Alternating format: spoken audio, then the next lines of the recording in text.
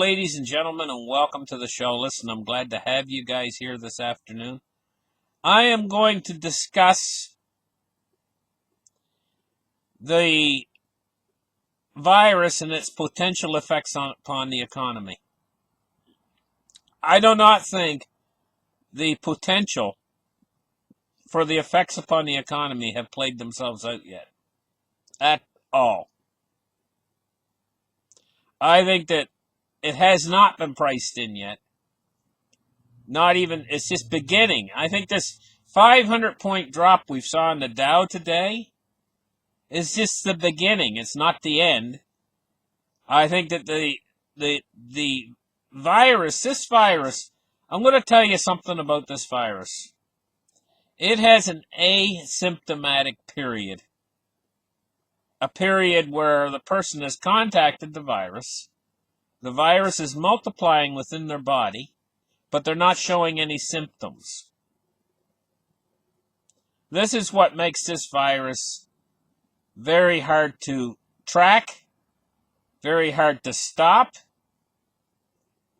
and once it starts moving through the general population of a country, then it's I'm not going to say it's impossible, but it's very difficult to stop it.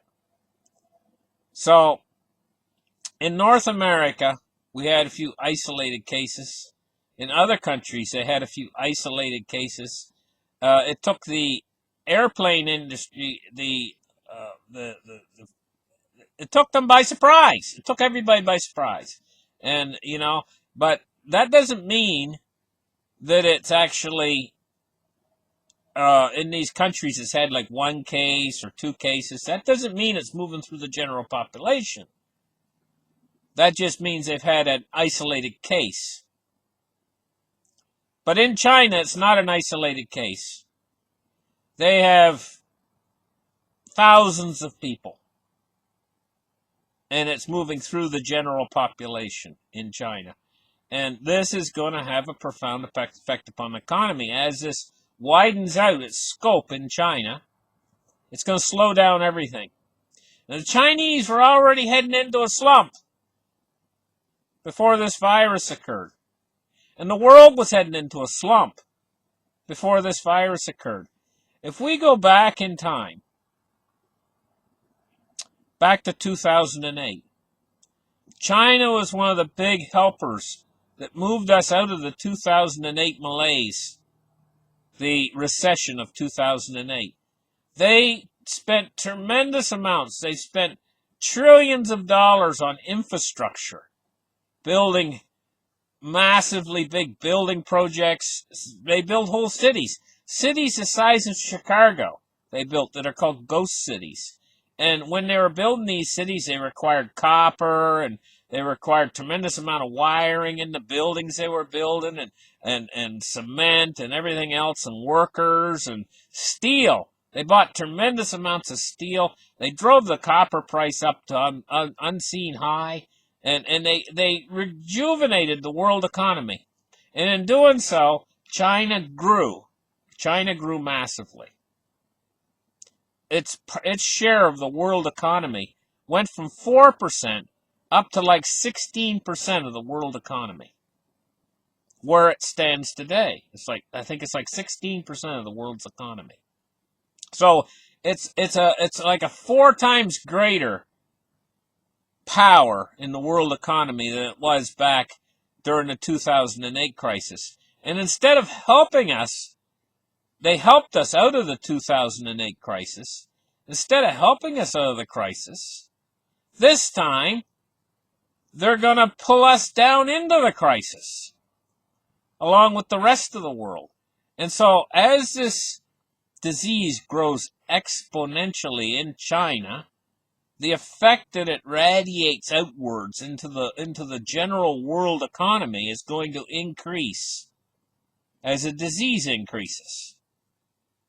And I've saw projections of this virus done. They've computer modeled it. And in the computer models, in China, it's bad. I mean, it's gonna get bigger and bigger according to their computer projections.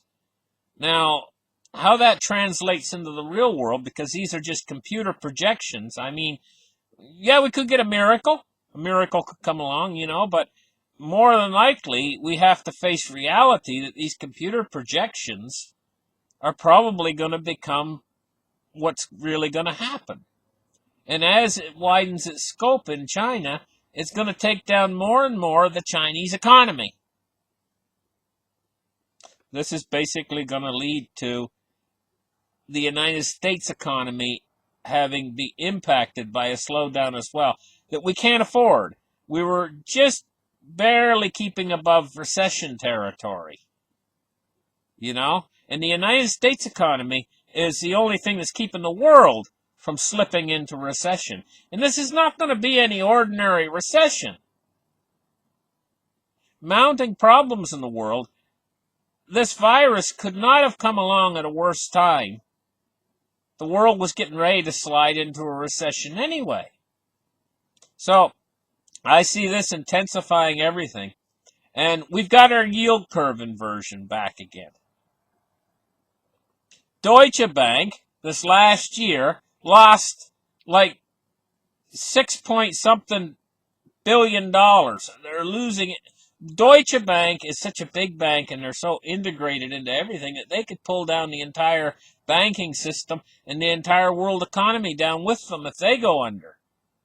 And so we're facing world problems right now like it's never been seen before, and we face a potential threat of this virus consuming our efforts. Look, just face masks alone. What'll be consumed in this virus? It consumes not just people's lives, but it also consumes. It's a giant consumer. It's an entity. It's ever expanding, and as it grows out, it consumes in front of it. And this has a profound effect upon the world economy of a slowdown. You just take one look at these cities in China, that where the streets are all empty. There's no economic activity going on. It's almost zero. And as it spreads outwards, it'll affect more parts and more other economies to put us into a depression like we've never seen before, like the world has never seen before. I can see a depression coming that's going to be worse than what happened in the Great Depression of the 1930s, a world depression that is going to be so severe that I believe that it's probably going to not last that long. And why I say that is, if you get some sort of a weak depression, or just like the weak recovery that we've had from 2008 till now, it's lasted a long time because it was weak. It just kind of pittered along,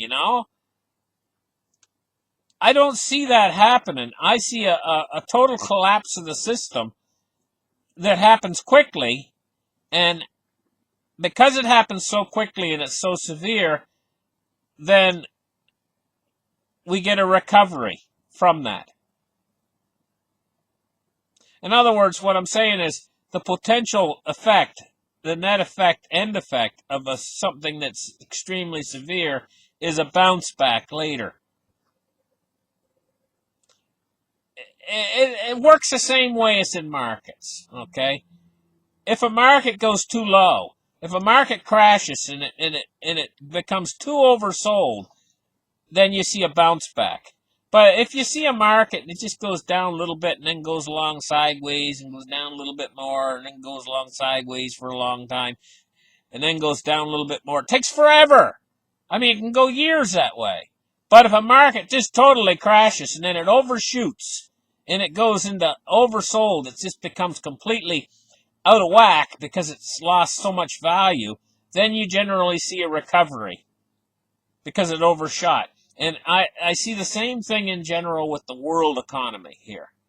Whereas if you get something that's so severe that the impact of it takes us down below where we actually should be, because the potential is still there in the world. Look at the world overall as its productivity.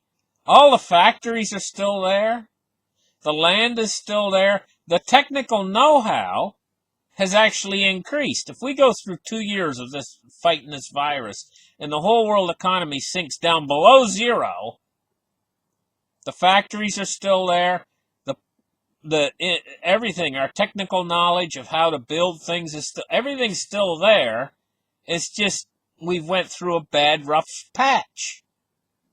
Then we're ready for a recovery. So, I see this as something that could come in really quick. And on the other side of it, I could see the world, making a bounce back. Because the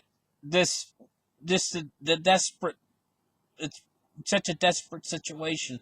It'll create such volatility in the world economy where the world economy overshoots and goes too low.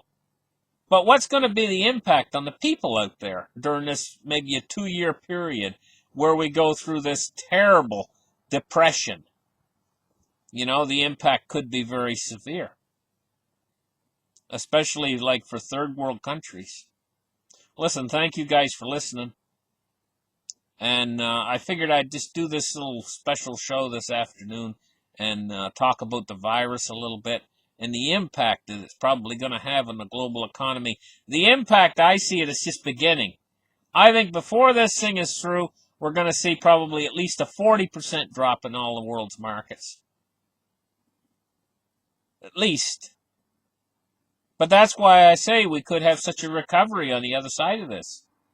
And I see this whole thing taking maybe 2 years to play itself out. And both things happening, collapsing at the same time. The virus triggering the world economic collapse. And both things happening simultaneously. And a hyperinflation. All of it. Just basically, it's like when the bull runs into the china shop and all the china hits the floor and all smashes. It all happens at once. And it's over. So that's the way I see it. And I see it's already begun. And this whole thing with the virus just could be the trigger mechanism that makes it all go. Makes the whole house of cards fall. We'll catch you guys in the next show. Bye-bye.